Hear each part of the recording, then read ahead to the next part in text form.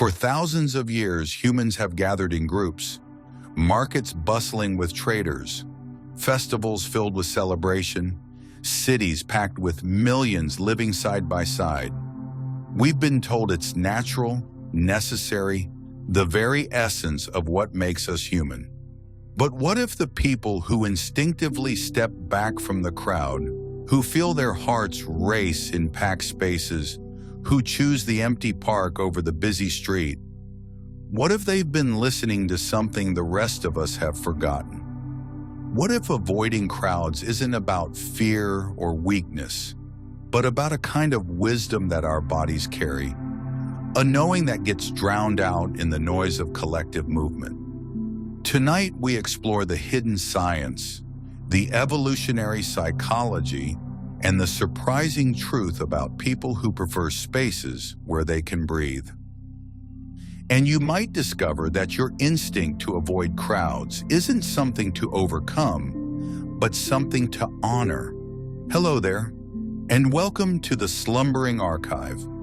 I'm so glad you've found your way here tonight, and I hope this journey brings you both peace and understanding. Whether you're settling in after navigating a busy day, finally home from crowded streets, or drifting gently towards sleep in the quiet of your own space, let's take this time together to explore something that might feel deeply personal. The relief of empty spaces, the calm of uncrowded places, the particular kind of peace that comes when you're not surrounded by the press of other bodies, the hum of other voices, the energy of the crowd. You've had a long day, haven't you? Perhaps you moved through spaces that felt too full, too loud, too much. And now here you are, in the one place where the crowd can't reach you. Tonight, we're not just talking about avoiding crowds. We're exploring what happens inside your mind and body when you choose space over density, when you pick the quiet path over the busy one, when you trust the instinct that tells you to step away from the mass of humanity and find your own piece of ground. There's nothing you need to do right now but relax. Let your shoulders drop. Let your breathing find its own rhythm. And let's wander together through the gentle science of what it really means to prefer the uncrowded way. If you find comfort in these explorations, if this feels like a conversation that speaks to something you've always felt but never quite found words for, consider subscribing to the Slumbering Archive. It helps others find their way to these quiet corners of understanding. And if you'd like, share in the comments where you're listening from tonight. Are you finally alone after a day in crowded spaces, in a quiet room away from the city? In that one spot in your home where the world feels far away? I'd love to know. But for now, let's begin. Let's start with something you might have experienced countless times, but never fully understood. The way your body responds when you enter a crowded space. There's a particular sensation that happens when you walk into a room full of people. A restaurant at peak hours, a busy shopping center on the weekend, a crowded train during rush hour. Before your mind even registers what's happening, before you've consciously assessed the situation, your body already knows. Something shifts, something tightens, and if you're someone who prefers to avoid crowds, that shift isn't subtle, it's profound. Scientists who study human physiology have mapped exactly what happens in those moments. Your eyes dilate slightly, taking in more visual information as they try to track multiple moving bodies. Your hearing becomes more acute, attempting to filter important sounds from the background noise. Your heart rate increases, not dramatically but measurably, preparing your body for the increased processing demands. Your muscles tense, particularly in your core and shoulders, an ancient protective posture that humans have carried for millennia. Think about that for a moment. Your body is responding to the crowd before you've even decided how you feel about it. Before you've had time to think, "This is overwhelming," or "I want to leave," your nervous system has already initiated a cascade of responses designed to help you navigate a complex, unpredictable environment. This isn't anxiety in the clinical sense, though it can certainly trigger anxiety in some people. This is your autonomic nervous system doing exactly what it's designed to do, assessing threat levels and preparing you to respond. And here's what's fascinating. The threshold at which this response activates varies dramatically from person to person. In a groundbreaking study published in the Journal of Personality and Social Psychology in 2019, researchers measured physiological responses to increasingly crowded environments. They found that about 30% of participants showed elevated stress markers, increased cortisol, and heightened heart rate variability in moderately crowded spaces that the majority found perfectly comfortable. These weren't people with diagnosed anxiety disorders. They were simply individuals whose nervous systems registered crowding as a stressor at lower thresholds than average. Let your mind settle on that. If you're someone who feels uncomfortable in crowds, your body isn't overreacting, it's calibrated differently.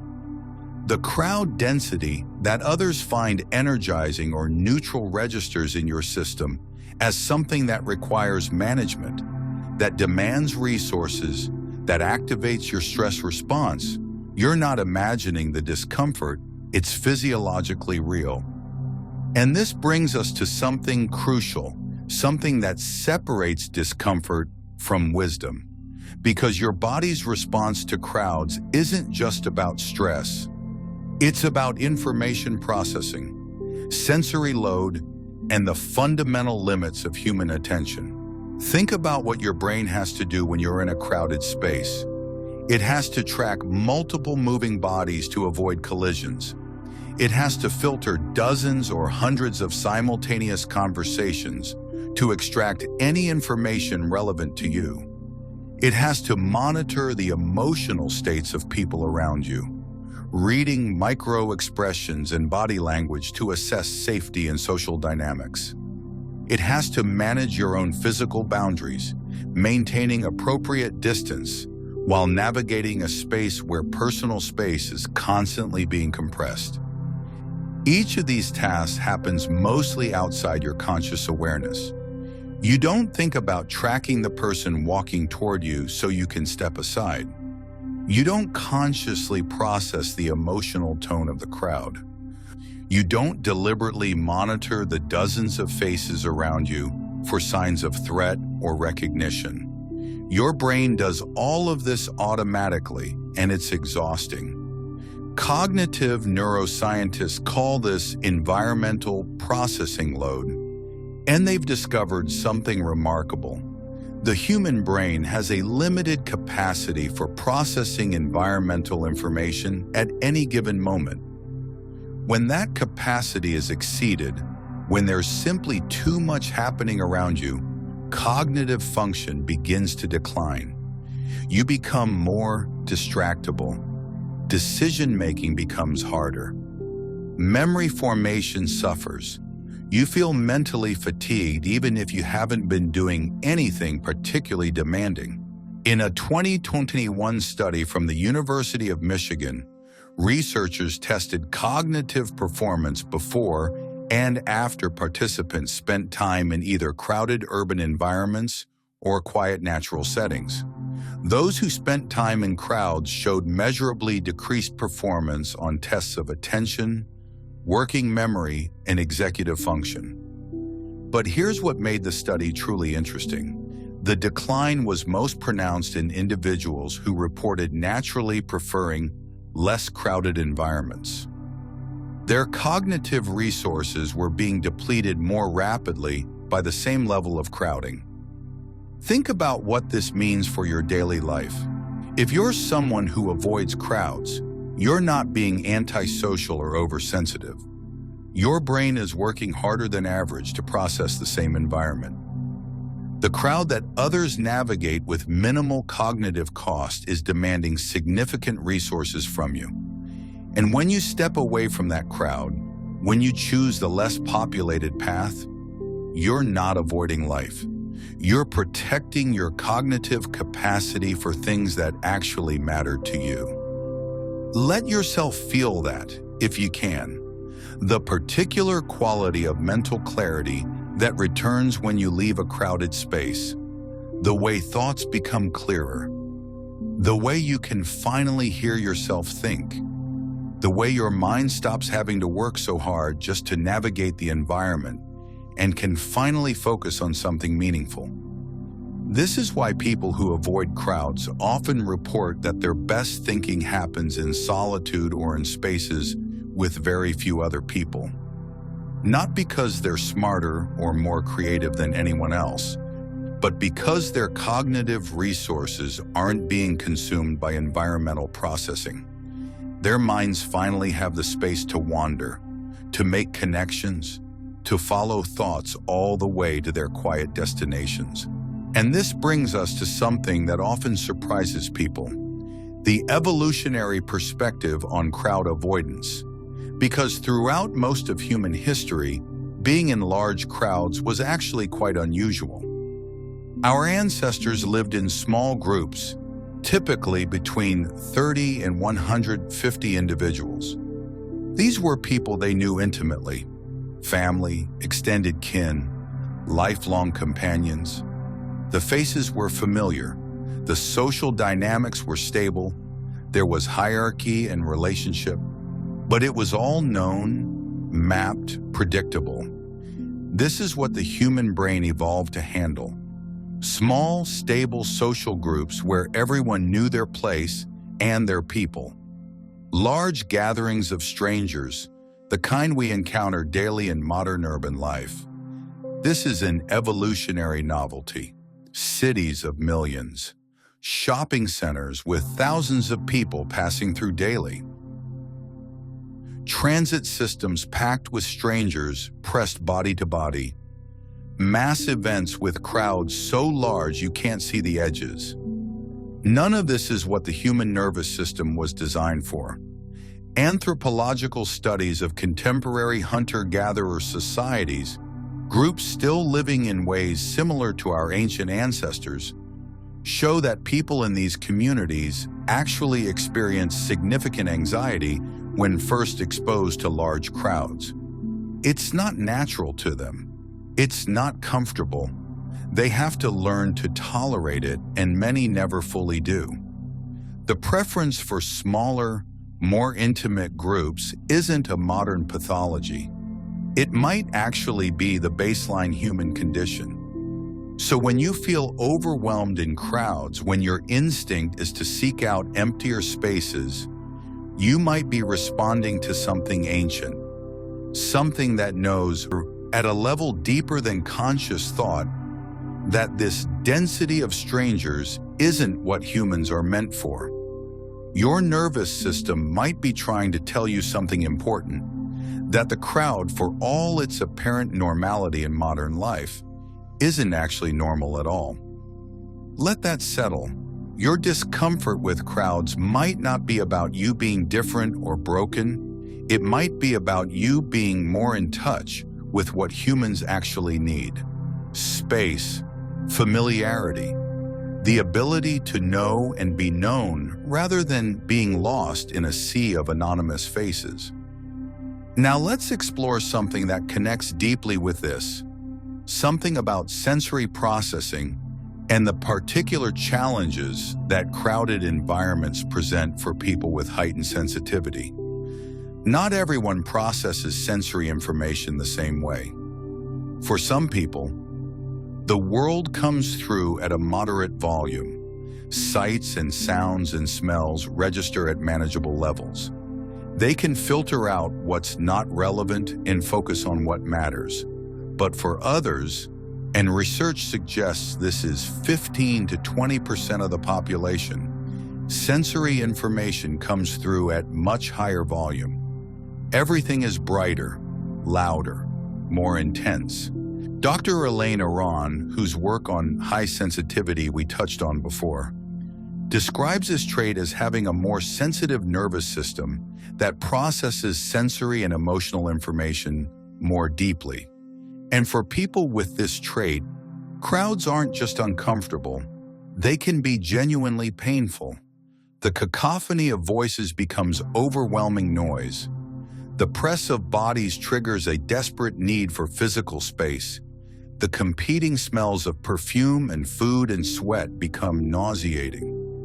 The visual chaos of hundreds of people moving in different directions creates a kind of cognitive overload that's difficult to describe to someone who doesn't experience it.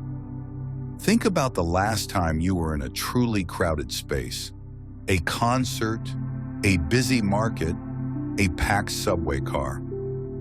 How did your body respond? Did you feel your senses going into overdrive, trying to process more information than you could comfortably handle? Did you find yourself becoming irritable or shut down, your nervous system's way of protecting itself from overwhelm? Did you count the minutes until you could escape back into space and quiet? If so, you were experiencing what sensory researchers call overstimulation. Your nervous system's threshold for sensory input was exceeded, and your body responded the only way it knows how: by creating discomfort designed to motivate you to leave the overstimulating environment.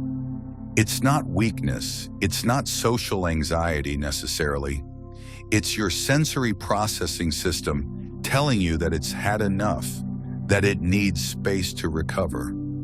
In a fascinating study from 2020, researchers used brain imaging to examine what happens in the minds of highly sensitive individuals when exposed to crowded environments.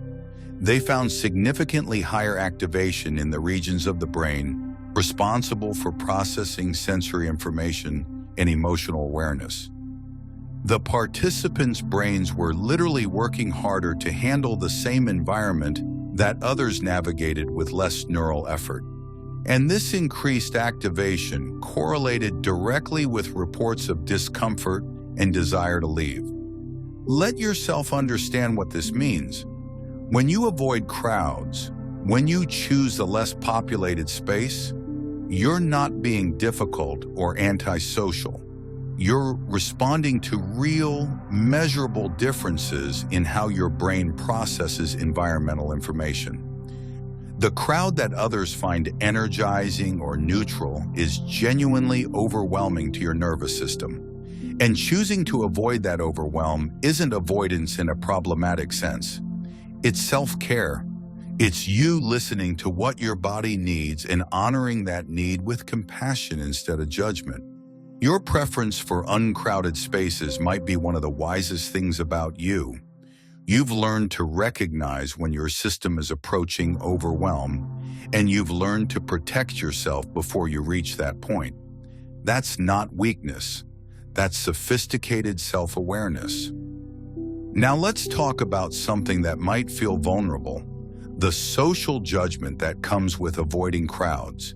The way people interpret your preference as fear or snobbery or inability to handle normal life. You've probably heard it before. Just relax, it's not that crowded. Don't be so antisocial. You need to push through your comfort zone. These comments, however well-intentioned, miss something fundamental. They assume that everyone's comfort zone should be the same size, that everyone's nervous system should respond the same way, that there's a correct amount of crowd tolerance and anything less is a deficit to be overcome. But that's not how humans work. We have different thresholds for stimulation, different processing capacities, different needs for personal space. And these differences aren't problems to be solved. They're variations to be respected. The person who thrives in crowds isn't better or healthier than the person who needs space. They're just different, and both ways of being are valid. In a cultural analysis of crowd behavior across different societies, researchers found something striking. Western cultures, particularly in the United States, tend to view crowd tolerance as a sign of social competence. The ability to navigate busy spaces, to enjoy packed events, to thrive in density is seen as a positive trait. But in many other cultures, the preference for less crowded environments is viewed as a sign of refinement, of sensitivity, of depth. It's not seen as a problem, but as a preference that deserves accommodation. Think about what this means. The judgment you might feel about avoiding crowds, the sense that you should want something different, it's not a universal human truth. It's a cultural message, and cultural messages can be questioned, challenged, set aside when they don't serve you. Your preference for uncrowded spaces doesn't make you less capable of living fully. It makes you someone who knows what you need and has the courage to choose it even when it goes against cultural expectations. And that courage, that willingness to honor your actual needs rather than performing someone else's version of normal, that's a strength worth celebrating. Let yourself release any shame you're carrying about this, about declining invitations to crowded events, about leaving parties early because they're too packed, about choosing the quiet restaurant over the popular one, about walking the empty trail instead of the busy beach. You're not failing at life, you're succeeding at knowing yourself, and that knowing is more valuable than all the cultural approval in the world. There's another dimension to this that deserves exploration. The way avoiding crowds affects your physical health, because while we often think of crowd avoidance as purely psychological, there are real physiological benefits to choosing less dense environments. Let's start with the most obvious one: illness transmission. Crowded spaces are where infectious diseases spread most easily. Before the recent pandemic made this knowledge universal, public health researchers already knew that population density was one of the strongest predictors of disease transmission rates. The more people in a given space, the more opportunities for viruses and bacteria to move from person to person. When you avoid crowds, you're not just avoiding discomfort, you're reducing your exposure to pathogens. This is basic epidemiology. The person who chooses less crowded spaces, who avoids peak hours, who picks the empty train car over the full one, they're going to get sick less often than someone who regularly puts themselves in high-density environments. It's not germophobia, it's just math. But beyond infectious disease, there's something else happening. Something about chronic stress and its long-term effects on the body. We've talked about how crowds activate stress responses. When this happens occasionally, it's not a problem. Your body's designed to handle acute stress. But when you're regularly putting yourself in situations that trigger your stress response, when you're forcing yourself into crowded environments day after day despite your discomfort, that stress becomes chronic, and chronic stress has profound health consequences. Elevated cortisol levels over extended periods suppress immune function. They increase inflammation throughout the body. They contribute to cardiovascular disease, digestive problems, sleep disturbances, and accelerated aging at a cellular level. They quite literally shorten your life. This isn't hyperbole. The research on chronic stress and health outcomes is extensive and clear. So when you choose to avoid crowds, when you structure your life around less populated spaces, you're not just protecting your psychological comfort, you're protecting your physical health. The stress you're not experiencing in those crowds, that's stress your body doesn't have to recover from. That's wear and tear you're not accumulating. That's inflammation you're not generating. In a longitudinal health study spanning 20 years, researchers tracked health outcomes for individuals with different lifestyle patterns. Those who reported regularly avoiding crowded environments showed lower rates of stress-related illness, better cardiovascular health markers, and even slightly longer lifespans compared to those who regularly engaged in crowded social activities. The researchers controlled for other factors like overall social connection and activity levels, and the correlation held. The crowd avoidance itself, independent of other variables, was associated with better health outcomes. Think about what your body has been trying to tell you all along. The discomfort you feel in crowds isn't just psychological noise to be ignored. It's valuable information. It's your body saying, this environment is costing me something, and I need you to listen. And when you do listen, when you honor that feedback by choosing less crowded spaces, your body rewards you with better function, better resilience, better health over time. Your instinct to avoid crowds might be one of the smartest health decisions you make. Not dramatic, not obvious, but cumulative. Year after year of lower stress, less illness, better physiological function. That adds up. That matters.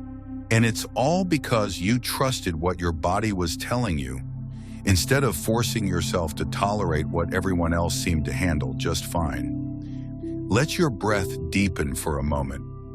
Feel how your body settles when you're not in a crowd, when you're here in your own space where the only body you have to account for is your own. That settling, that release of tension, it's your body thanking you for listening. It's healing happening in real time.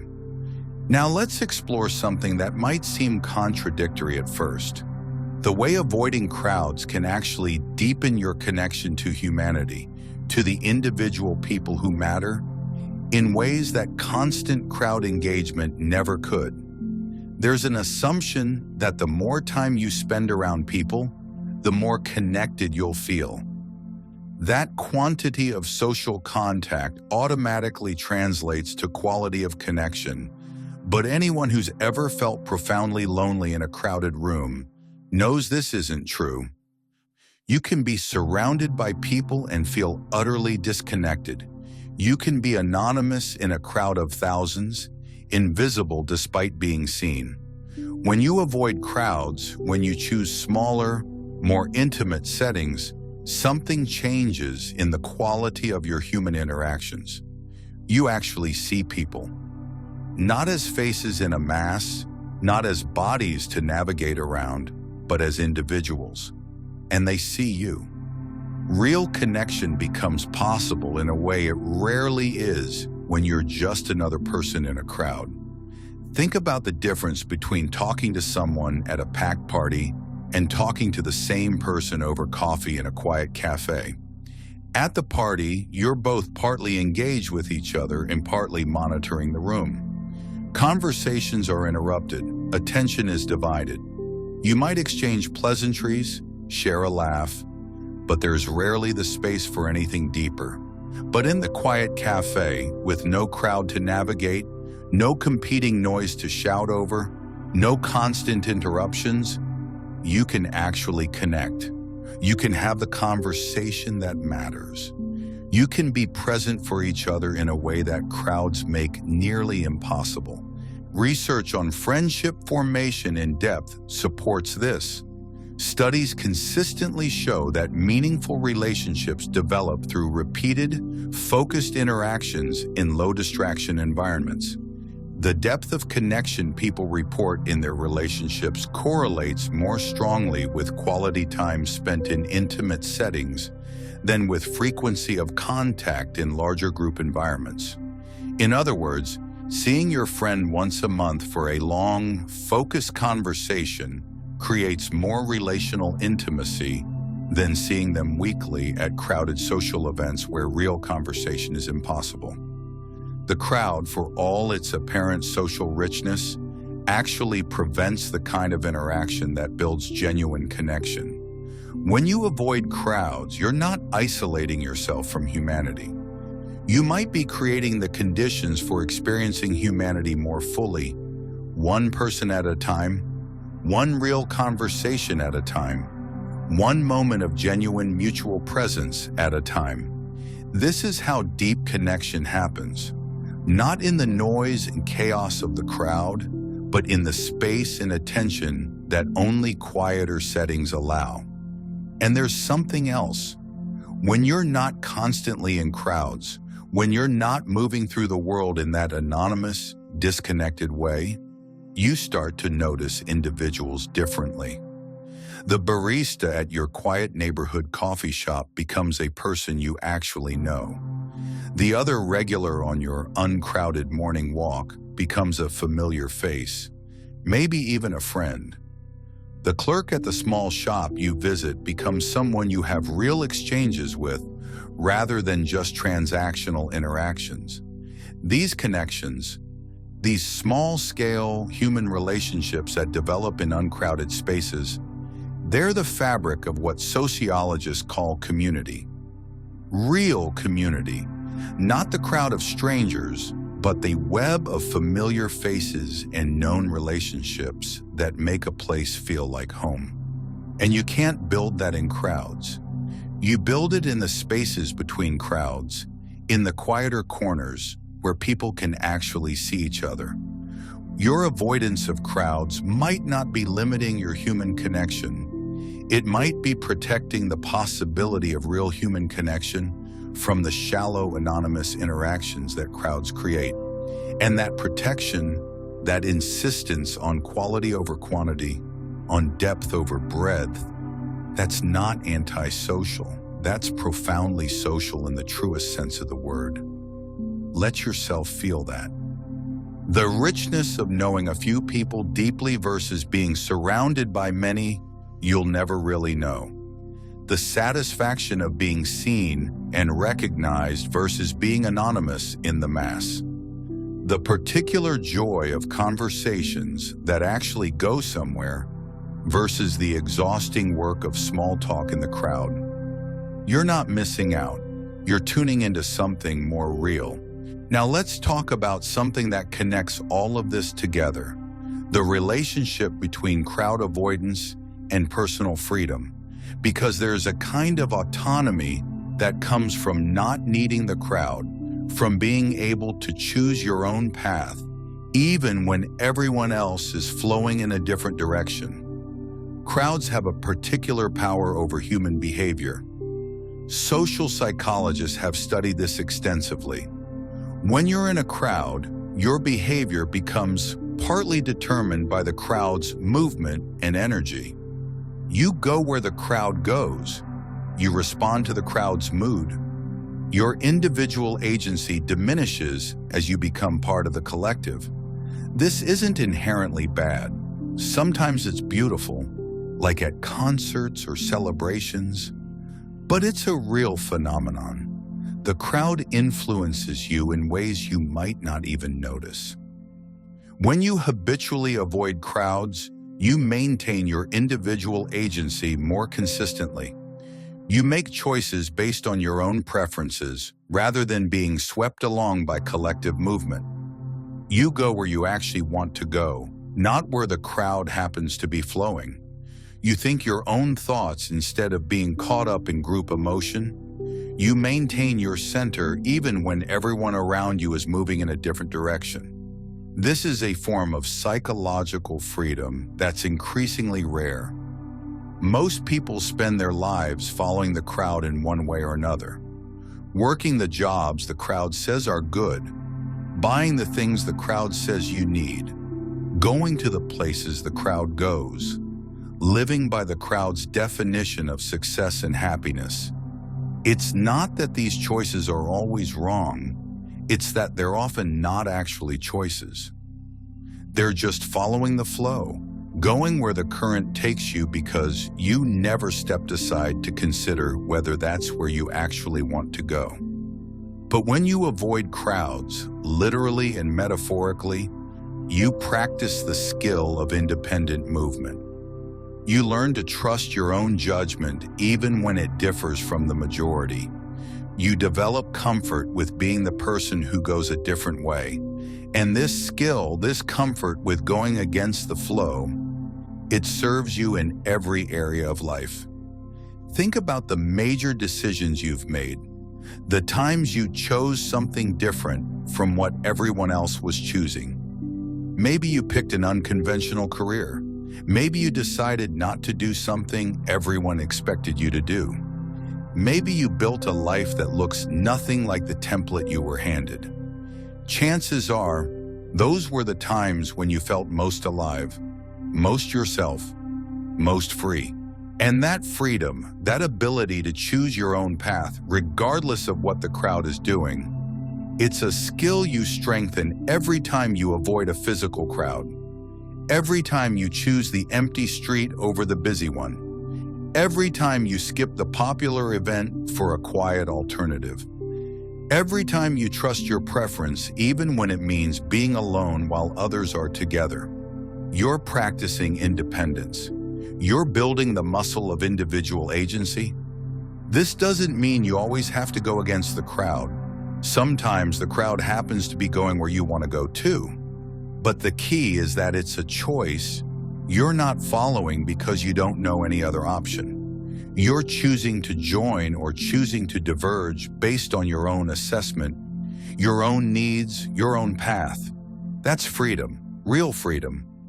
The freedom to be yourself even when yourself looks different from everyone else. And if avoiding physical crowds is part of how you maintain that freedom, then it's not a limitation. It's a practice, a daily reminder that you're allowed to choose your own way.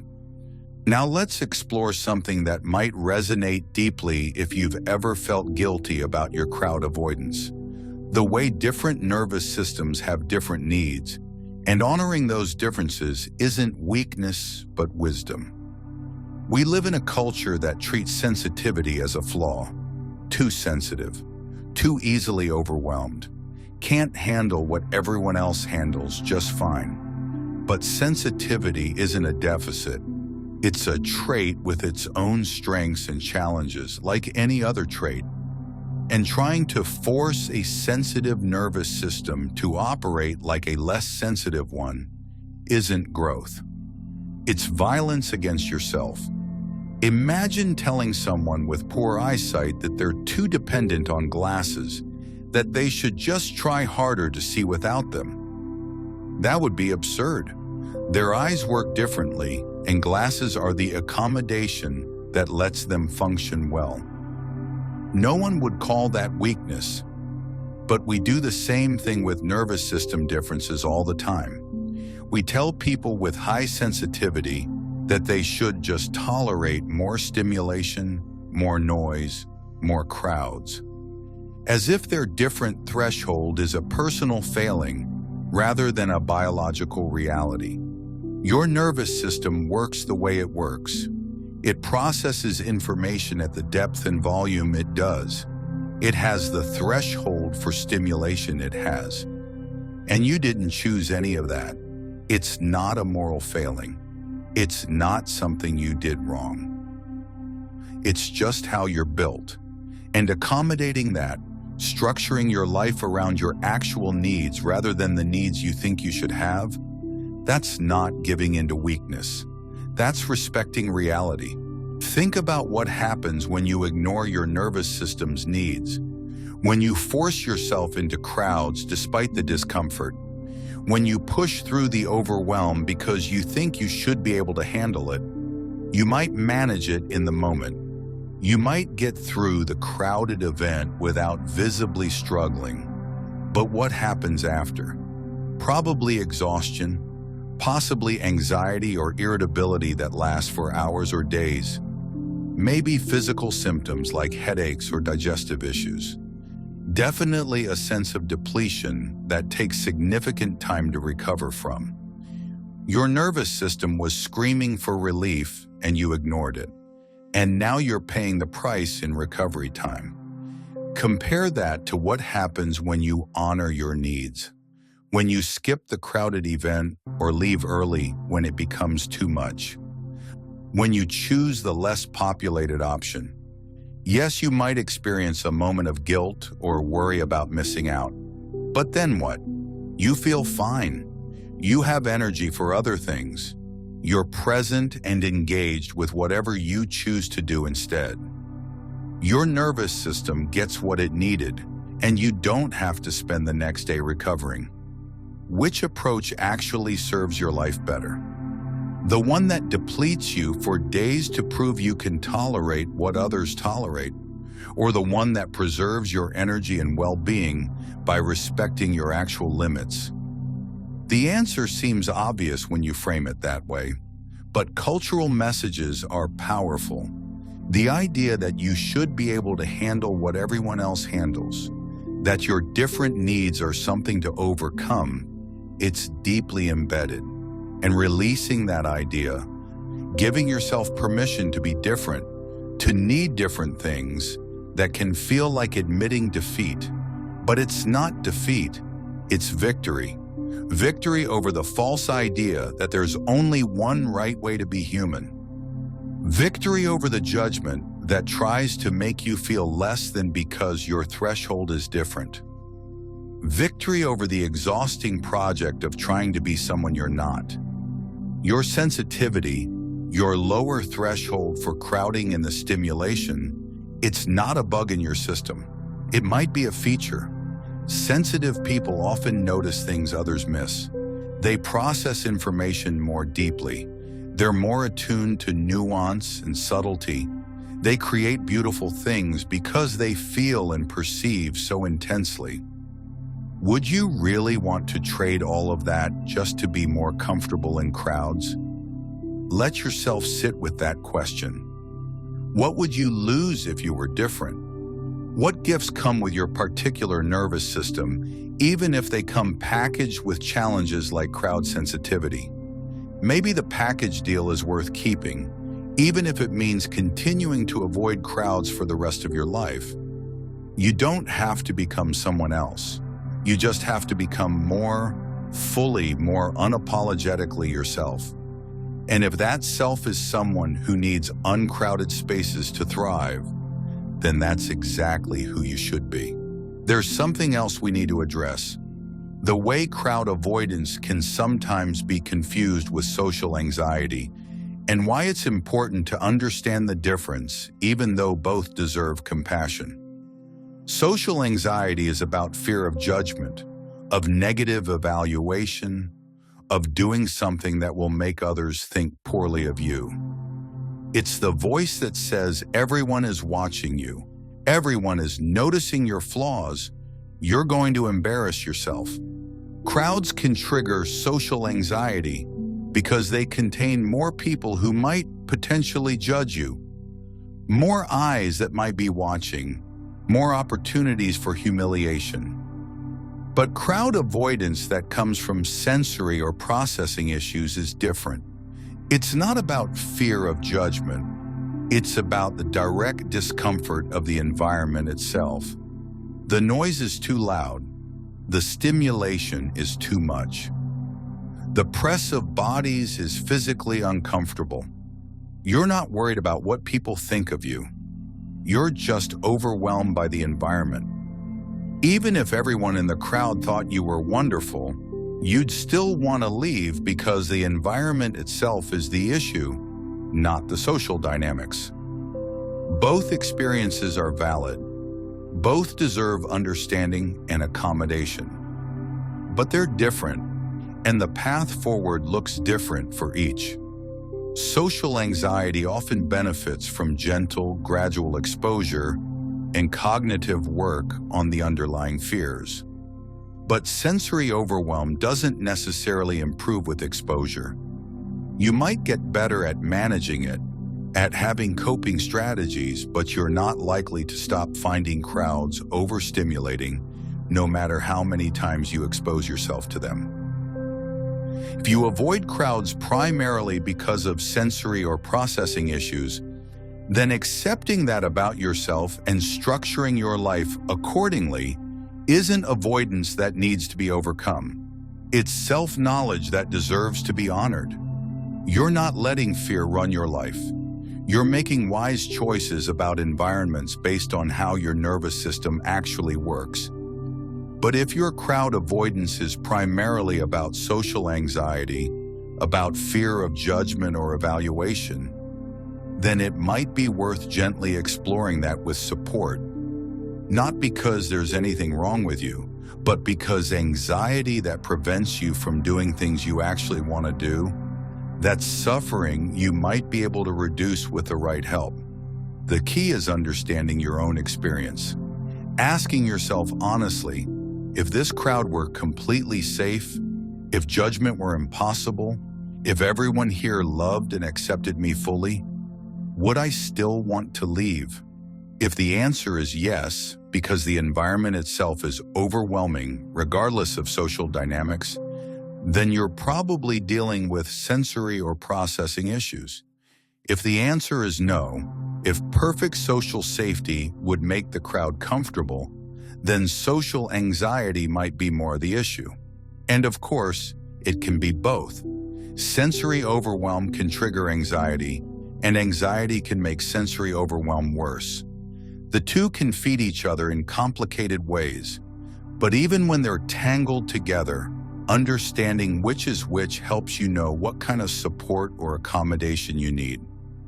Regardless of which category you fall into, or if you're somewhere in between, your discomfort in crowds is real.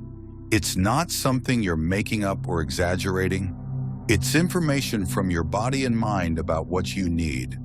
And that information deserves to be taken seriously, regardless of its source. Let's talk now about something practical. How to navigate a world designed for crowds when you're someone who needs to avoid them. Because modern life doesn't make this easy. Cities are crowded by design. Popular restaurants and entertainment venues are busy by definition. Many jobs require you to be in spaces with many other people.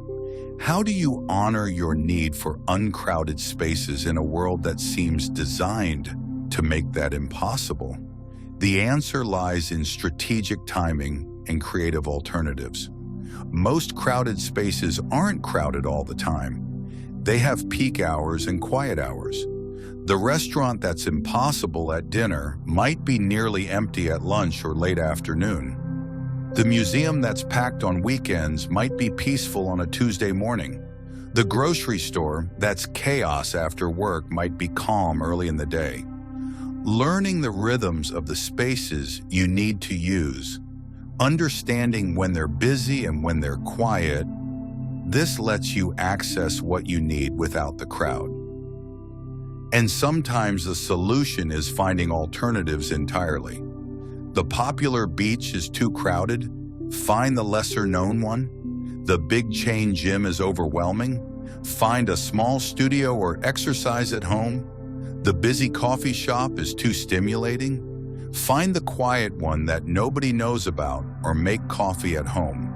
For almost every crowded option, there's an uncrowded alternative if you're willing to look for it. This does require more planning than just going wherever, whenever. It requires research and flexibility, and sometimes choosing the less convenient option because it's the less crowded one. But this is part of honoring your needs. You're worth the extra effort it takes to find environments where you can be comfortable. And for the times when you truly can't avoid crowds, when you have to navigate a busy space despite your preference, having coping strategies makes a significant difference. Noise-canceling headphones or earplugs can reduce auditory overwhelm. Sunglasses can reduce visual stimulation. Having a specific task or destination rather than just wandering can help you move through the space more efficiently. Taking breaks in quieter spots, even just a bathroom stall for a few minutes of relative peace, can help you recover enough to continue. The goal isn't to never encounter crowds. That's probably impossible in modern life unless you're very isolated. The goal is to minimize unnecessary crowd exposure and have strategies for handling necessary exposure without becoming completely overwhelmed.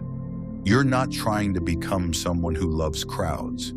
You're trying to navigate a crowded world while staying true to your need for uncrowded space. And here's something important. You're allowed to leave.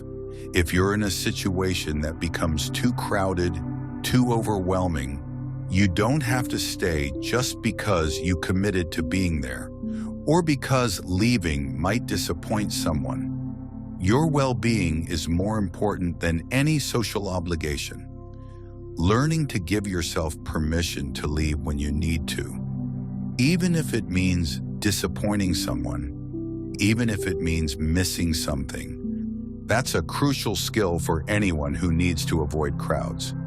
Practice saying, even just to yourself, I need to leave now. Not I should be able to handle this. Not everyone else is fine. What's wrong with me?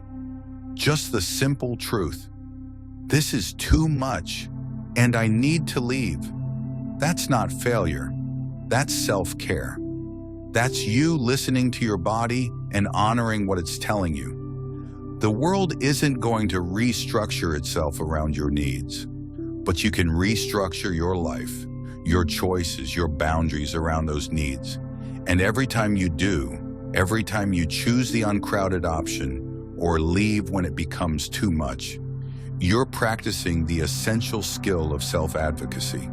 You're teaching yourself that your needs matter, that your comfort matters, that you're worth accommodating even if that accommodation looks different from what others need. Now let's explore something beautiful that often emerges from crowd avoidance: the deep appreciation for space, for emptiness, for the particular quality of environments where you can actually breathe and think and be. When you're someone who seeks out uncrowded places, you develop a relationship with space itself. You notice the difference between a room that's half full and one that's a quarter full. You feel the shift when people leave, and suddenly there's breathing room. You're attuned to spatial qualities that others might not even register. The way sound carries in an empty room. The way light falls when there are no bodies to block it. The particular piece of a place that's meant for many, but occupied by few. This appreciation for space, it's a kind of aesthetic sensibility. You're not just avoiding what you don't like. You're actively seeking and savoring what you do like. The empty beach at dawn, the quiet museum on a weekday, the restaurant with plenty of space between tables, the park that nobody knows about. These places become precious to you not just because they're not crowded, but because the spaciousness itself is beautiful. Think about how you feel when you enter a space that has room to breathe. The release in your body, the way you can actually look around, take in the environment, be present with the space itself rather than just managing the people in it. There's a quality of attention that becomes possible when you're not navigating crowds. You can notice architectural details. You can hear ambient sounds. You can feel the particular character of a place rather than just experiencing it as a container for human traffic. This is a gift that comes with your sensitivity to crowding. You experience space more richly than people who are comfortable anywhere, regardless of density. You notice subtleties. You appreciate qualities that others take for granted. And this appreciation, this ability to find profound satisfaction in simply being in an uncrowded space, it's a form of wealth that has nothing to do with money. The richest person in the world still experiences a crowded space as crowded. They can't buy their way out of the sensory overwhelm that comes with density.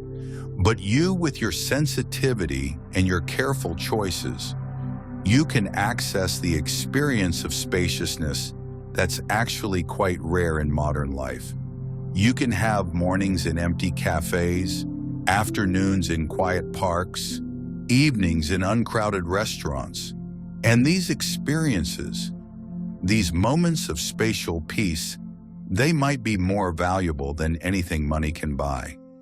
Let yourself savor this, the particular pleasure of space, the way your body settles when there's room to move, the way your mind clears when there's no crowd to navigate, the aesthetic joy of emptiness, of silence, of being in a place that could hold many but holds only you and a few others.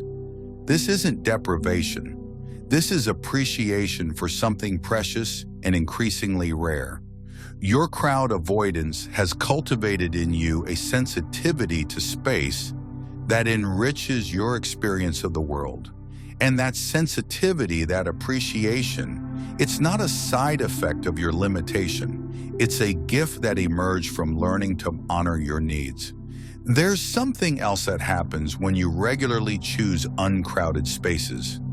You develop a different relationship with solitude, with being alone among strangers rather than merged with them in a crowd. In a crowd, you're part of a collective. Individual boundaries blur.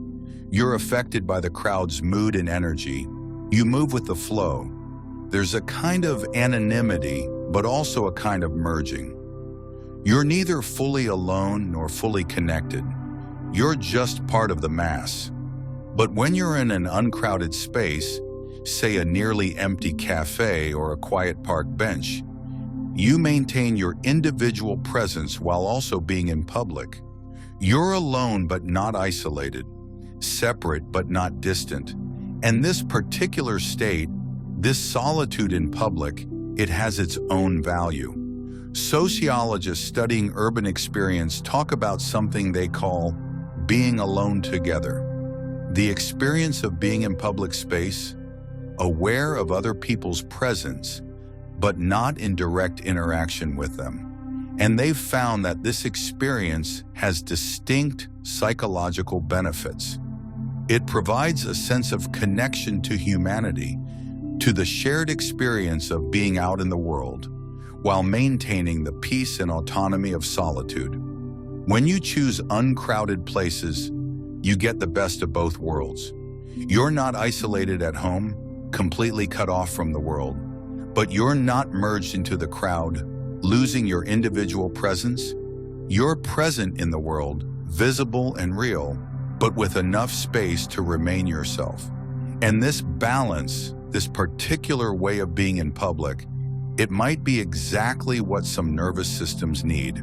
Think about how you feel sitting alone in a quiet cafe versus sitting alone at home. There's a difference, isn't there?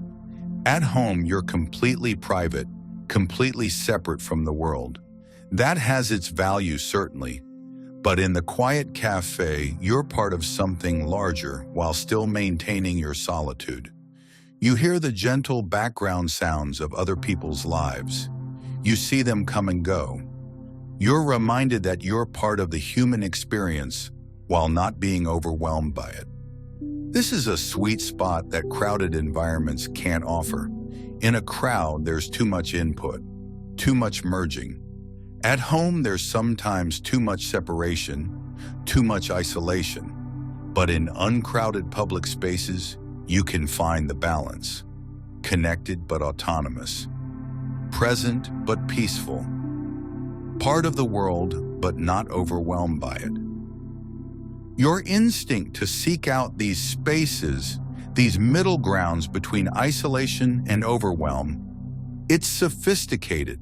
It's you finding exactly the level of connection and separation that your nervous system needs. And that's not antisocial. That's deeply attuned to your own needs. Let's talk about something that deserves attention. The creative benefits that can come from avoiding crowds. Because there's a reason why so many artists, writers, thinkers, and creators throughout history have been people who sought solitude in quiet spaces. Creativity requires a particular kind of mental state. It needs space for thoughts to develop without constant interruption. It needs quiet enough to hear the subtle whispers of inspiration. It needs the freedom to follow ideas wherever they lead, without being pulled back to the immediate demands of a crowded environment. When you're in a crowd, your attention is necessarily externalized. You're monitoring the environment, tracking movement, processing social cues, managing boundaries. Your mental resources are occupied with the here and now, with the immediate practical demands of navigating other people. There's little space left for the kind of deep, wandering thought that leads to creative insight. But when you're in an uncrowded space, or better yet, alone, your attention can turn inward. Your mind can wander. You can follow a thought all the way to its conclusion without being interrupted. You can notice the small observations and connections that become the seeds of creative work. The external demands quiet down enough for the internal creative voice to be heard. Research on creativity consistently shows that breakthroughs often happen during periods of solitude or in low-stimulation environments. The shower, the morning walk, the quiet cafe. These are the places where ideas emerge, where solutions to problems suddenly become clear, where creative connections happen. And it's not coincidental. It's because these environments don't demand all of your cognitive resources. They leave space for your mind to do its deeper work. If you're someone who avoids crowds, you might have noticed that you do your best thinking, your most creative work, in quiet spaces. That's not because you're more creative than anyone else. It's because you're protecting the conditions that creativity requires. You're giving your mind the space and quiet it needs to actually create, rather than just react. This applies whether you're formally creative or not. The problem solving you do at work, the insights you have about your relationships, the way you process experiences and make meaning from them, all of this is a form of creative thought, and all of it benefits from the uncrowded spaces you naturally seek out. Think about the ideas you've had in quiet moments, the realizations that came to you when you were alone or in a peaceful space, the solutions that suddenly appeared when you stepped away from the noise and busyness. That's your mind doing what it does best when it has the space to work. And by avoiding crowds, by choosing quiet environments, you're consistently creating the conditions for that kind of thinking to happen. Your crowd avoidance might not be limiting your potential. It might be protecting it, creating space for the kind of deep thought and creative insight that crowds make nearly impossible. Now let's explore something about time. The way that avoiding crowds changes your relationship with time itself, with pace, with the rhythm of your days. Crowds move at their own speed. Rush hour has a particular frantic pace. Popular venues have a hustle and bustle that you either match or get swept aside by. When you're in a crowd, you're operating on crowd time, fast, reactive, constantly adjusting to the movement around you. But when you avoid crowds, when you choose the quiet morning over the busy afternoon, when you pick the empty path over the packed one, you reclaim your own pace. You can move at a speed that feels natural to you. You can linger if you want to. You can move quickly if that's what you prefer. You're not being pushed along by the current of other people's movement.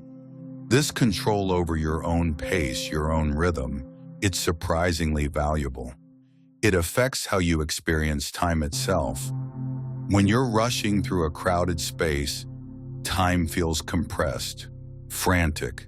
Minutes blur together in a stream of constant adjustment and reaction. But when you're in an uncrowded space, moving at your own pace, time seems to expand.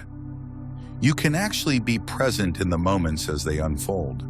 There's research suggesting that our perception of time is directly influenced by how much cognitive processing we're doing. When we're overwhelmed with stimulation, processing too much too fast, time seems to speed up. We look back on the experience and it feels like a blur. But when we're in calmer environments, processing at a comfortable rate, time feels slower, richer.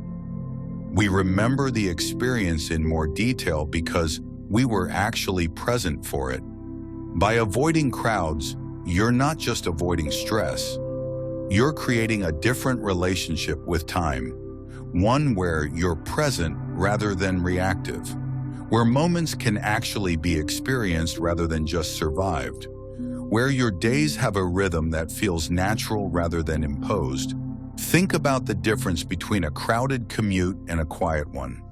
The crowded version is time that disappears. You arrive at your destination with no memory of the journey except the stress of it. But the quiet commute, where you can look out the window, where you can think or read or just be, that's time that actually feels like it belongs to you. Your crowd avoidance gives you more of that second kind of time. Time that feels like yours. Time that you can actually inhabit rather than just push through. And that accumulates into a life that feels more lived, more present, more real. There's something else worth exploring. The way avoiding crowds can actually make you more observant, more attuned to detail, more present with what actually is rather than what you're worried might be. In a crowd, your attention is necessarily divided. You're watching for threats. You're monitoring movement. You're tracking multiple streams of information simultaneously.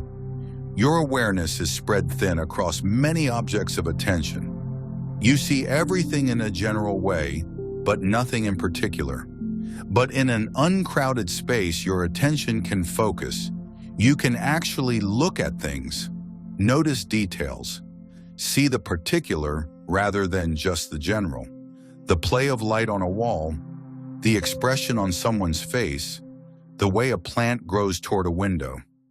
Small things that you'd never notice in a crowd because your attention is too busy monitoring for collisions and social cues. This capacity for detailed observation, it enriches your experience of life. You see more. You notice more. You're present with the actual texture of existence rather than just skating across its surface. And this isn't just aesthetically valuable. It's cognitively valuable too. Studies on mindfulness and attention show that the ability to notice details, to be present with specific observations, is strongly correlated with well-being, with life satisfaction, with the sense that life is meaningful. When you see the world in detail, when you notice the particular rather than just reacting to the general, life feels richer, more real, more worth living. Your crowd avoidance, by giving you the mental space to actually observe rather than just survive, might be making you more present with life itself, more aware, more attuned, more capable of experiencing the richness that's always there, but often missed in the noise and rush. As we begin to move toward the close of this exploration, let's consider the future, the way your relationship with crowds might evolve over time, and how the skill of honoring your needs serves you across a lifetime. Maybe you're young now, feeling out of step with peers who seem to thrive in crowds. Maybe you're older, having spent years forcing yourself into crowded spaces before finally giving yourself permission to choose differently. Wherever you are, know that your needs are allowed to shift. What's true for you now might not be true forever, and what's true forever is still valid. Some people find that their sensitivity to crowds decreases with age. They develop more tolerance, more coping strategies, more acceptance of discomfort. Others find the opposite, that they become more selective, more protective of their energy, more clear about what they can and cannot handle. Both paths are fine. There's no correct trajectory here. What matters is staying attuned to where you actually are rather than where you think you should be. If you find that crowds are becoming easier to handle, that's wonderful. Enjoy the expanded access to experiences that comes with that. But if crowds remain difficult or become more so, that's fine too. Continue to structure your life around your actual needs. There's no prize for suffering through something that depletes you. The skill you're developing, the skill of knowing what you need and honoring it even when it's different from what others need, this serves you throughout life. It's not just about crowds, it's about every situation where you have to choose between your genuine needs and external expectations. And the more you practice honoring your needs in one area, the easier it becomes to honor them everywhere. You're learning that you can trust yourself, that your body's signals are valuable information, that different isn't wrong, that accommodation isn't weakness. These are lessons that will serve you in relationships, in work, in every domain of your life. And you're learning them through something as simple as choosing to avoid crowds when you need to. So whether you're 20 or 60 or anywhere in between, whether you expect this to change or anticipate it staying the same, what matters is now. Right now, in this moment, you need what you need. And that's enough. That's always enough. Let's talk about something that might bring relief. The recognition that you're not alone in this. That millions of people share your preference, your sensitivity, your need for uncrowded spaces. It's easy to feel isolated when you're the one declining invitations, leaving early, choosing the quiet option while everyone else seems comfortable with the busy one. It can feel like you're the only one who experiences crowds this way, but you're not. You're part of a larger group of people who process environmental stimulation differently, who need more space, who thrive in quiet rather than noise. The reason it feels like you're alone is that people like you are, by definition, not gathered in crowds. You don't all show up at the same packed event where you could recognize each other. You're spread out in the quiet cafes and empty parks and uncrowded hours. You're there, living your lives in the spaces between the crowds, but you're not visible to each other in the way that crowd-comfortable people are visible in their mass gatherings. But you're there, millions of you, people who feel exactly what you feel, who experience crowds exactly the way you do, who've made the same choices you're making to honor their needs rather than force themselves into environments that deplete them. And sometimes in the quiet spaces you choose, you encounter each other. You recognize something in the way another person has chosen the empty corner of the cafe. The way they seem to breathe easier in the uncrowded space. The way they notice when a quiet place starts to fill up and begins thinking about leaving. You don't necessarily speak, but there's a recognition, a quiet nod to someone who understands. These moments of recognition, of seeing and being seen by someone who shares your experience, they matter. They remind you that your way of being isn't wrong or broken. It's just different. And there are others who are different in the same way. You're part of a dispersed community, a tribe that doesn't gather because gathering is exactly what doesn't work for them. But you're connected nonetheless by shared experience, by common understanding, by the same preference for space and quiet, and the particular peace of uncrowded places. And knowing that, even if you never meet another person who shares your sensitivity, knowing that you're part of something larger, that your experience is real and shared, that can make the choice to avoid crowds feel less like isolation and more like finding your people, even if you never all end up in the same place at the same time. Now, as we come to the end of this journey, let's return to where we began. The simple truth that avoiding crowds isn't a problem to be solved. It's a preference to be honored, a need to be met, a way of being in the world that's just as valid as any other. The person who thrives in crowds isn't better than you. They're different. Their nervous system is calibrated differently. Their processing capacity is different. Their needs are different. And that's all it is. Difference, not deficit. You're not broken. You're not missing out. You're not failing at life by preferring uncrowded spaces. You're living in alignment with your actual needs. You're listening to your body. You're honoring your limits. And all of that is wisdom, not weakness. The world will keep trying to push you into crowds, socially, economically, culturally. There will always be pressure to participate in dense, busy, overwhelming spaces. And you can keep saying no, not to everything, but to what you need to say no to. You can keep choosing the empty path over the crowded one, the quiet space over the busy one, the peace of uncrowded places over the energy of the mob. And in doing so, you're not withdrawing from life. You're engaging with it on your own terms. You're finding the particular way of being in the world that allows you to thrive, rather than just survive. You're honoring something deep and true about who you are and what you need. That's not just okay, that's beautiful. That's you being authentically yourself in a world that's constantly trying to make everyone the same. So honor your instinct to avoid crowds. Trust the discomfort you feel in dense spaces.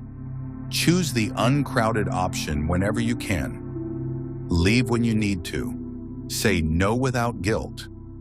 Structure your life around space and peace and the particular breathing room your nervous system requires. You're not alone in this. Millions of people share your preference, your sensitivity, your need for uncrowded spaces. You're part of a quieter tribe, spread out and hard to spot because you're not all gathered in one place. But you're there, in the quiet cafes and empty parks and uncrowded hours, finding each other sometimes, nodding in recognition, understanding without words. And whether you ever meet another person like you or not, know this. Your way of being in the world is valid. Your needs are real. Your preferences deserve respect. And the life you're building, the one that honors your need for uncrowded spaces, that's a life well lived. Let's explore something that often goes unexamined. The way avoiding crowds affects your relationship with yourself, with the inner life that can only fully emerge when external demands quiet down. There's a voice inside you, your own voice, the one that thinks your actual thoughts, feels your genuine feelings, knows what you truly want. But in crowded spaces, that voice gets drowned out. Not intentionally, not maliciously, just by the sheer volume of external input demanding your attention. When you're navigating a crowd, your mind is occupied with immediate practical concerns. Where are you going? How do you get there? Who's in your way? What's happening around you? These questions fill your conscious awareness, leaving little room for anything else. The deeper questions, the ones about meaning and purpose, and what you actually want from life, they get pushed aside. There's no space for them when you're just trying to navigate from point A to point B through a sea of bodies. But when you choose uncrowded spaces, when you give yourself environments where the external demands are minimal, something shifts. The constant navigation stops. The monitoring relaxes. And suddenly there's space for your own thoughts to emerge. Real thoughts, not reactions to immediate stimuli, but actual contemplation, reflection, the kind of thinking that helps you understand yourself rather than just manage your environment. Think about when you've had your most important realizations about yourself, when you've figured out what you really want, what matters to you, what needs to change in your life. chances are those moments didn't happen in crowded spaces. They happened alone, in quiet, in environments where you could actually hear yourself think. This isn't coincidence. This is how self-knowledge develops. It requires space, mental space, physical space, the kind of uncrowded environment where you're not constantly pulled outward, but can finally turn inward. And by avoiding crowds, by consistently choosing environments where this inward attention is possible, you're not isolating yourself from the world. You're connecting with yourself. And that connection, that relationship with your own inner life, it's the foundation everything else is built on. Without knowing yourself, you can't make good decisions. You just make the decisions that seem obvious based on external pressure. You do what everyone else is doing because you never have the quiet space to figure out what you actually want to do. You live according to someone else's template because you never found the uncrowded moment to design your own. But you've chosen differently. By avoiding crowds, by seeking out space and quiet, you've protected the possibility of knowing yourself, of hearing your own voice, of living according to your actual values rather than just going along with whatever the crowd is doing. That's not a small thing. That's the difference between living your life and living a life that was handed to you. And every time you choose the uncrowded space, every time you decline the busy event in favor of quiet time, you're strengthening that connection to yourself. You're saying that your inner life matters, that knowing yourself is more important than being where everyone else is. Let yourself feel the truth of that. The way you're more yourself in uncrowded spaces. The way your actual thoughts and feelings and desires become accessible when you're not overwhelmed by external stimulation. The way you make better decisions, live more authentically, feel more aligned when you're operating from a place of self-knowledge rather than just reaction. Your crowd avoidance is protecting something precious, your ability to know yourself. And in a world that's constantly trying to tell you who to be and what to want, that self-knowledge is radical. It's revolutionary. It's the foundation of a life that actually belongs to you. Now let's talk about something subtle but significant. The way your choice to avoid crowds changes how other people perceive you and, more importantly, how you perceive yourself. When you consistently choose the uncrowded option, when you're known as someone who doesn't do crowds, something interesting happens. People start to see you as someone who knows what they want, someone with clear boundaries, someone who doesn't just go along with whatever everyone else is doing. This might not always be comfortable. Some people will find it inconvenient. They'll wish you were more flexible, more willing to just show up wherever they want to meet. But others, often the people whose opinions actually matter, will respect it. They'll see someone who has the courage to be different, to honor their needs even when it makes things less convenient.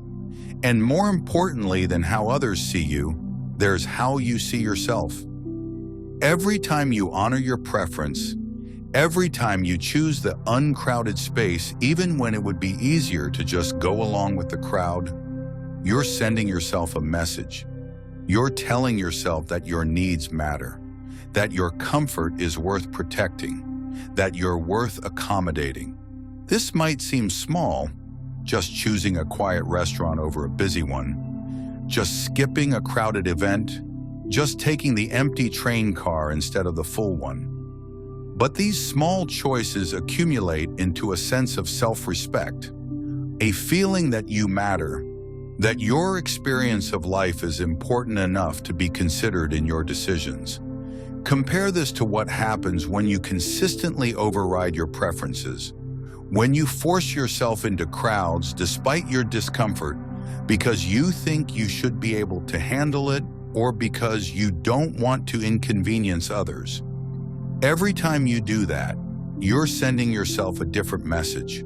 You're saying that other people's comfort matters more than yours, that their needs are more important than your needs, that you should be able to tolerate what they tolerate. And if you can't, that's your failing. Those messages add up too, into a sense that you're not quite good enough as you are, that you need to be different, better, more capable of tolerating what overwhelms you, into a fundamental lack of self-respect that affects everything else in your life. But when you avoid crowds, when you honor your actual needs, you build the opposite: self-respect, self-trust, the bone-deep knowledge that you're allowed to be exactly who you are, to need what you need, to choose according to your own requirements rather than everyone else's expectations. This shows up in other areas of your life. The person who can say no to a crowded event finds it easier to say no to other things that don't serve them.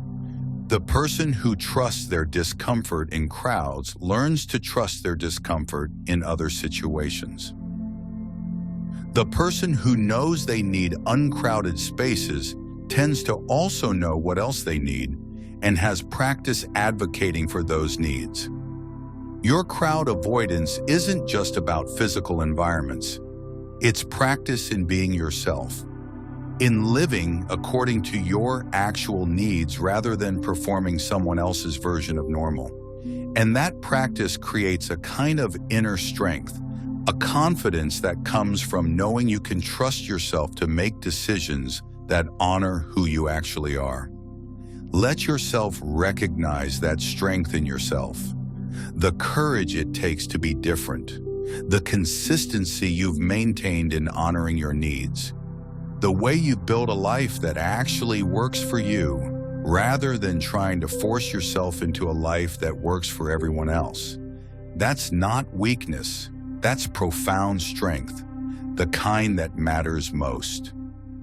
There's another dimension to this that deserves attention. The way avoiding crowds changes your relationship with desire itself, with wanting and choosing, and the experience of satisfaction. In a crowded world, desire is often manufactured. You want to go to the popular restaurant because it's popular. You want to attend the big event because everyone else is going. You want to be part of the excitement, the energy, the sense that this is where things are happening. But how much of that desire is actually yours? How much is just responding to the crowd's collective energy, going where everyone else is going because that's what you do? When you avoid crowds, you have to figure out what you actually want, not what's popular, not what everyone else is doing, what you genuinely desire. And that's harder. It requires more self-knowledge, more willingness to be different, more courage to choose according to your own values rather than just following the flow. But it also leads to more genuine satisfaction. When you do something because you actually wanted to do it, not because it was the popular choice or because everyone else was doing it, the experience feels different. It feels more real, more yours, more satisfying in a way that crowd-driven choices rarely achieve. Think about the difference between going to a restaurant because it's famous and crowded and going to one because you love the food and the quiet atmosphere. The first might be exciting in a surface way. You can say you went, you can post about it, you were part of something popular, but the second, the choice you made because it actually aligns with your desires, that creates a different kind of satisfaction, a deeper one that doesn't depend on external validation or being part of the crowd. This applies to everything. The crowded concert everyone says you have to see versus the small venue performance that actually speaks to your musical taste. The busy vacation spot versus the quiet place that actually allows you to rest. The popular hobby everyone's doing versus the solitary pursuit that genuinely interests you.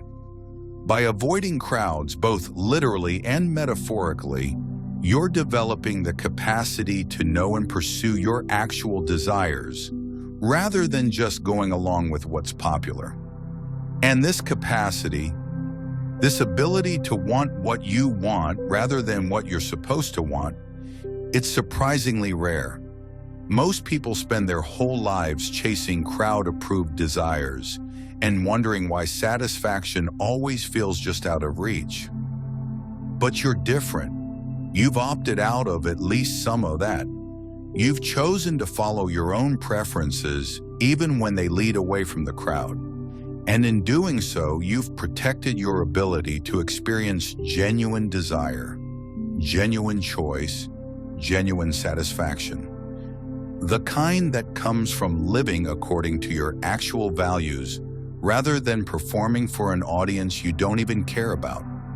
Let yourself appreciate that, the authenticity of your choices, the way your life, even if it looks quieter or less exciting from the outside, actually feels more satisfying because it's genuinely yours.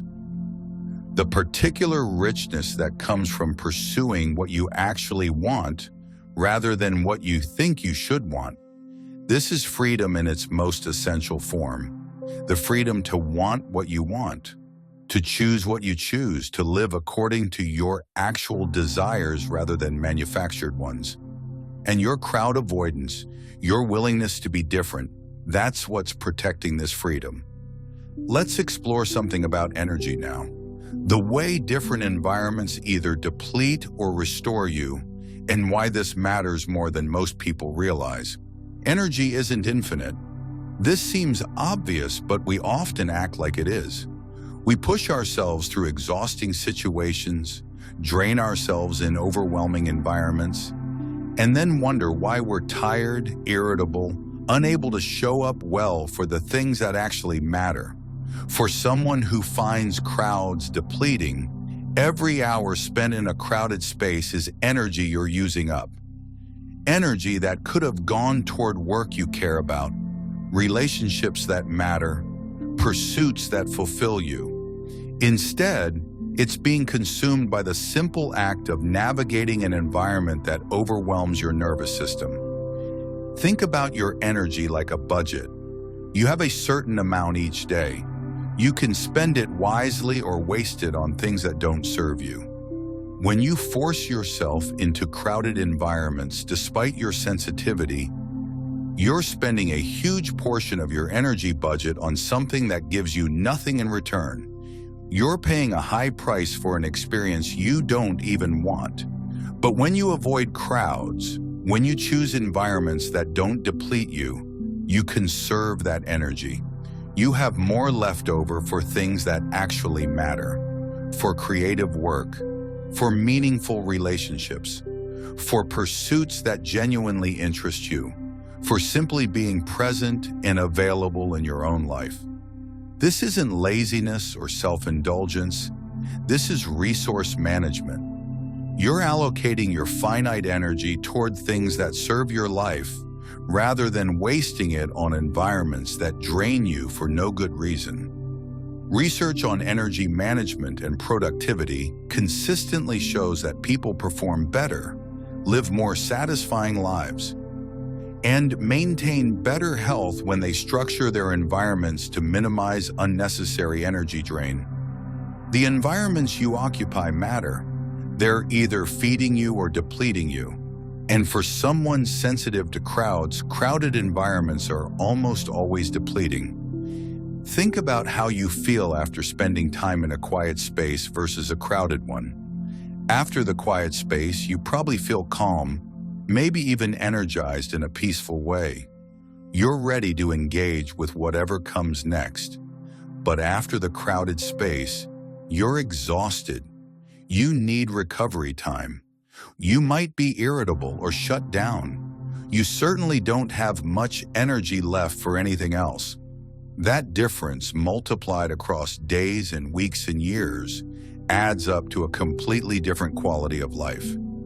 The person who consistently chooses energy-conserving environments has more to give to their work, their relationships, their passions.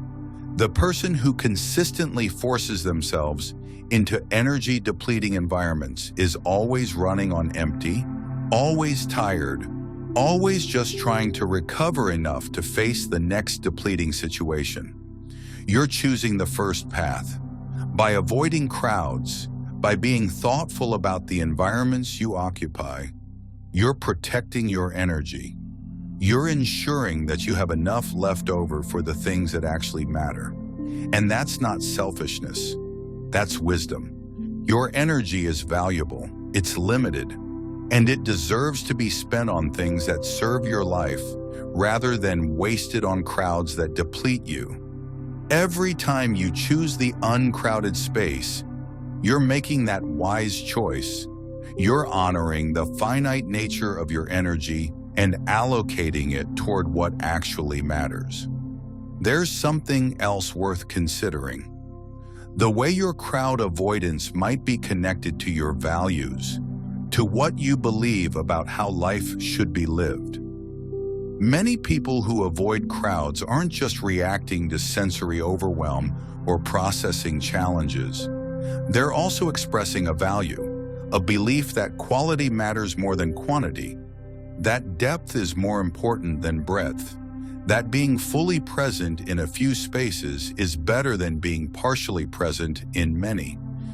Think about what crowds often represent: consumption, entertainment, surface-level engagement, the pursuit of experiences you can post about rather than experiences that actually change you, the drive to be where the action is rather than creating your own meaningful action in quieter spaces. None of this is inherently wrong, but it might not align with your values. You might believe that life is better lived at a slower pace, with more attention, with deeper engagement. And if that's true, then avoiding crowds isn't just about sensory comfort.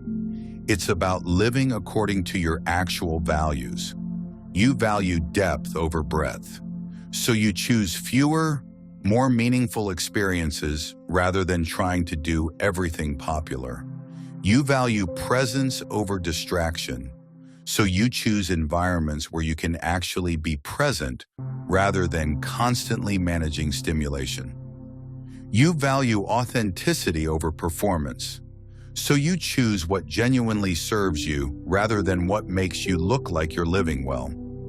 These are values worth honoring, and your crowd avoidance might be one way you enact those values in your daily life. Every time you skip the crowded event, you're saying that your values matter more than fitting in.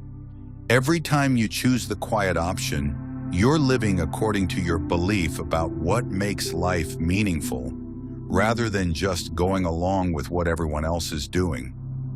This reframes crowd avoidance from a limitation to a practice. You're not just managing a sensitivity, you're living according to your values. You're making choices that align with your beliefs about what matters.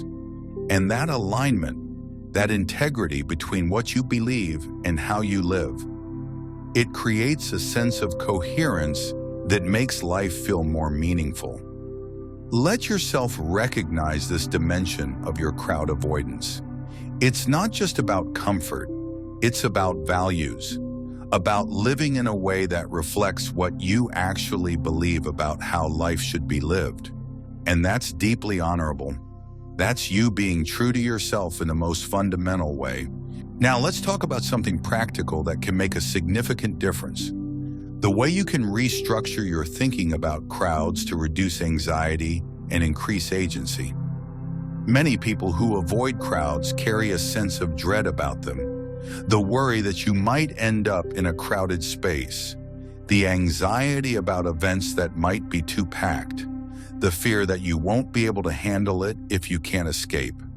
This anxiety, while understandable, often makes the actual experience of crowds even worse than it needs to be. But here's something that can help. Recognizing that you always have agency. You can always leave. You don't have to stay in any situation that becomes too overwhelming. This seems obvious, but many people don't give themselves permission to actually exercise this agency. They stay because they committed to being there, because leaving might disappoint someone, because they worry about judgment. But what if you gave yourself full permission to leave anytime you need to? What if you went into potentially crowded situations with the explicit understanding that you can exit at any point without guilt or explanation? This single shift in perspective can dramatically reduce the anxiety around crowds. The dread often isn't really about the crowd itself. It's about feeling trapped in the crowd, about worrying that you won't be able to get out if it becomes too much. But when you know, truly know, that you can leave whenever you need to, the crowd becomes less threatening. It's not a trap. It's something you're choosing to be in temporarily, and you can unchoose at any moment. Practice saying this to yourself: I can leave anytime I want. Feel how that changes the emotional quality of thinking about a crowded event. The anxiety doesn't disappear entirely, but it often becomes more manageable when you know you have an exit strategy, and then practice actually leaving when you need to. Even if the event isn't over, even if other people want you to stay, even if it might disappoint someone, practice honoring your need to leave over social obligation. The first few times will feel difficult. You might feel guilty, but each time you do it, each time you choose your well-being over others' expectations, it gets easier. Eventually, you develop a deep trust that you can handle potentially crowded situations because you know you can always leave. And that trust reduces anxiety more effectively than any amount of forcing yourself to tolerate overwhelm ever could. This isn't about never going anywhere that might be crowded. It's about going with the understanding that you're in control, that you have agency, that you can stay as long as it serves you and leave the moment it doesn't. And that agency, that sense of control over your own experience, it transforms the entire situation. You're not helpless in the face of crowds. You're someone who makes informed choices about which crowds to engage with and when to step away. And that's a very different position to occupy. One of power rather than victimhood. One of agency rather than mere reaction. Let's explore something about the natural world now. The way nature provides the ultimate uncrowded space, and why this might be particularly important for people who avoid human crowds. There's a reason why nature feels restorative in a way that even quiet indoor spaces often don't. Nature isn't just uncrowded in terms of human density. It's uncrowded in terms of the kind of stimulation it provides. The patterns are slower, the sounds are softer, the visual complexity is organic rather than chaotic. Your nervous system evolved to process natural environments, and it still responds to them differently than it responds to human-made spaces. When you're in nature, especially in relatively solitary natural spaces, several things happen simultaneously. The sensory stimulation drops to a level that most nervous systems find optimal. The cognitive demands decrease dramatically. You're not navigating social dynamics or tracking human movement. Your attention can soften and wander rather than staying sharp and focused. And something deeper shifts too, a sense of perspective, a reminder that human drama, including the drama of crowds, is just one small part of a much larger existence. Studies on nature exposure and mental health show remarkable benefits, even from brief periods in natural settings. Reduced cortisol levels, decreased anxiety and depression markers, improved attention and cognitive function, better mood and overall well-being. And interestingly, these benefits are most pronounced in people who report high sensitivity or who struggle with crowded urban environments. It's as if nature provides exactly what overwhelming human environments take away: space, peace, organic patterns that your brain can process effortlessly, the absence of social demands and navigational challenges. For someone whose nervous system is overwhelmed by crowds, nature isn't just pleasant, it's medicinal. Think about how you feel during and after time in nature. Whether it's a forest hike, a quiet beach, a park in early morning, or even just sitting under a tree, there's a quality of restoration that happens, a sense of coming back to yourself, of remembering what it feels like to be calm, of reconnecting with a rhythm that feels more natural than the frantic pace of crowded human spaces. This isn't just preference or poetry. This is your nervous system responding to an environment it was designed to thrive in. Humans evolved in natural settings, in small groups surrounded by the patterns and rhythms of the natural world. We didn't evolve for concrete in crowds and constant human stimulation. So when you seek out nature, especially solitary nature, you're not escaping, you're returning. Going back to the kind of environment your system knows how to process with ease.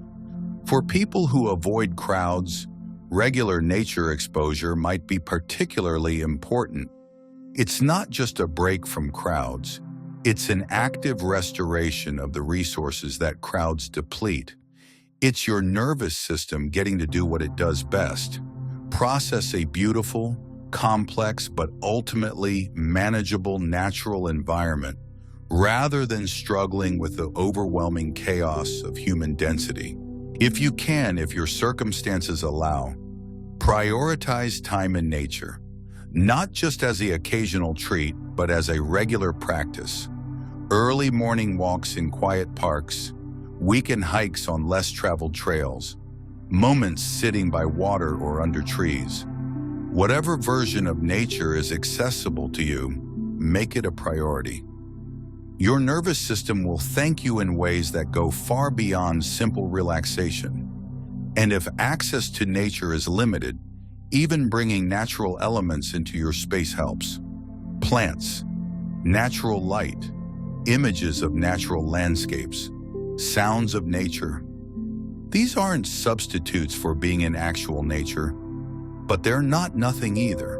They remind your nervous system of patterns it knows how to process peacefully. Your need for uncrowded spaces and your need for nature might be deeply connected. Both are about giving your nervous system environments it can handle with ease, rather than forcing it to constantly adapt to overwhelming input. Both are about honoring what you actually need, rather than what modern life tells you should be able to tolerate. Now let's talk about something that might feel challenging: the difference between healthy crowd avoidance and problematic isolation, and how to tell which is which in your own life. Avoiding crowds because they overwhelm you is healthy. It's self-care. It's honoring your needs. But completely withdrawing from all human contact, never leaving your home, cutting yourself off from meaningful connection, that's different. That's isolation, and it has real costs. The key distinction is this: are you avoiding crowds but maintaining meaningful connections? Or are you using crowd avoidance as a reason to avoid all human contact? Healthy crowd avoidance looks like this: you skip the packed party but meet your friend for coffee in a quiet cafe.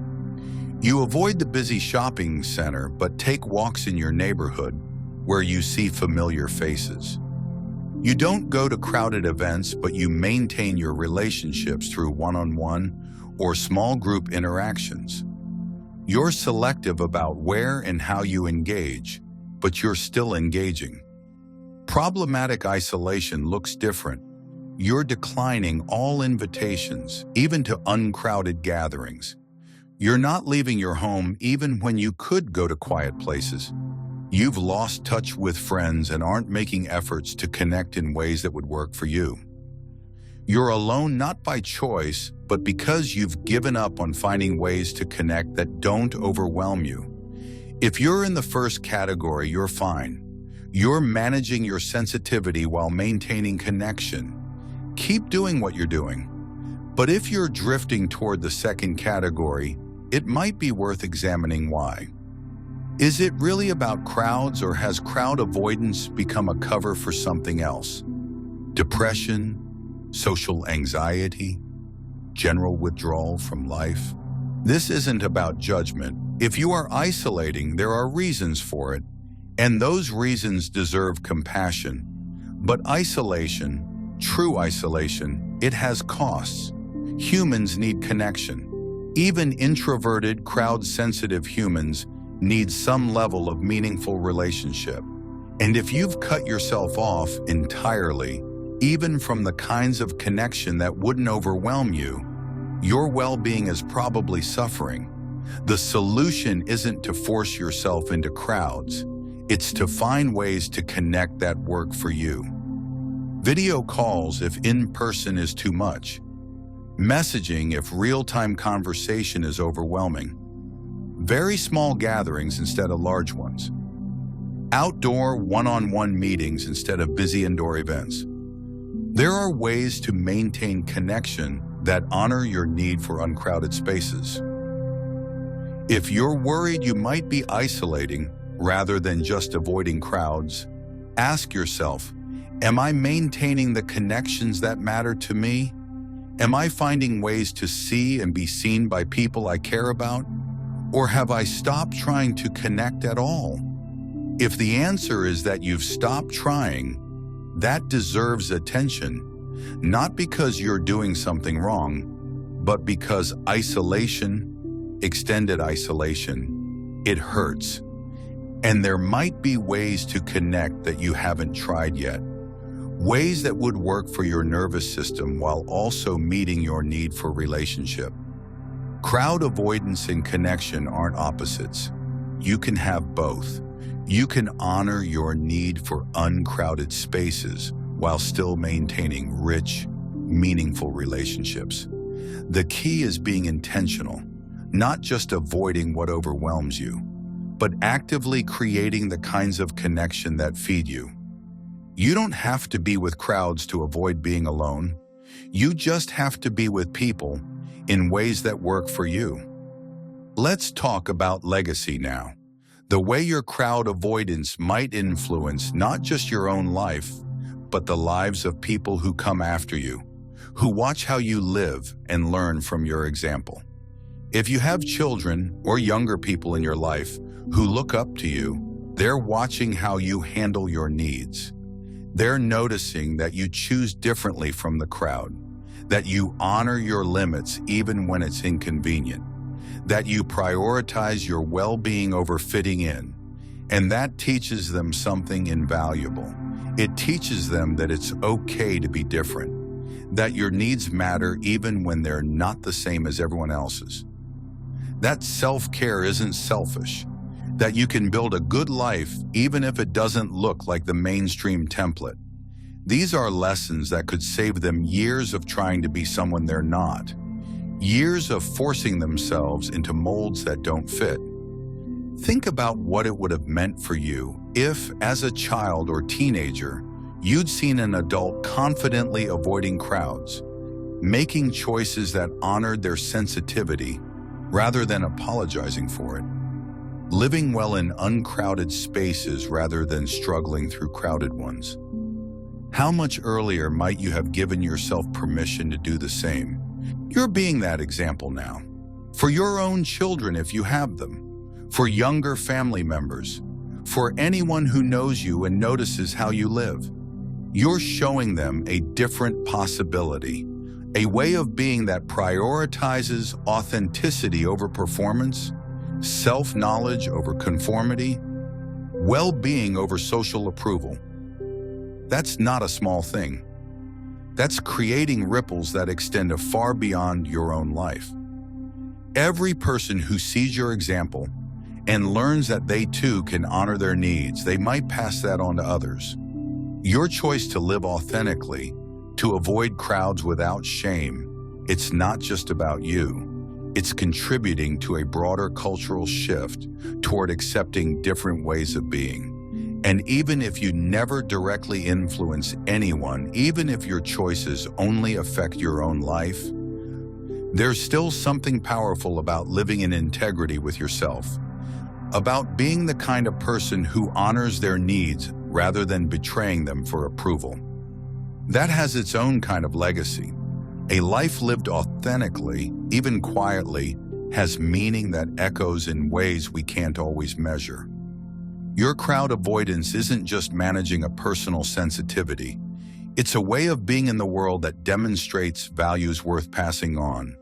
Self-respect, authenticity, the courage to be different, the wisdom to honor your actual needs rather than chasing an image of who you think you should be. These are gifts you give to the world simply by living this way. And some of those gifts will reach further than you'll ever know. As we move toward the close of this exploration, let's settle into something gentle. The simple recognition that you're doing exactly what you need to be doing, that your choices, your preferences, your avoidance of crowds, all of it makes sense. All of it serves you. All of it is exactly right for who you are. There's no timeline you need to be on, no goal of eventually being comfortable in crowds, no standard you need to meet. You're allowed to avoid crowds for your entire life if that's what serves you. You're allowed to structure your entire existence around uncrowded spaces.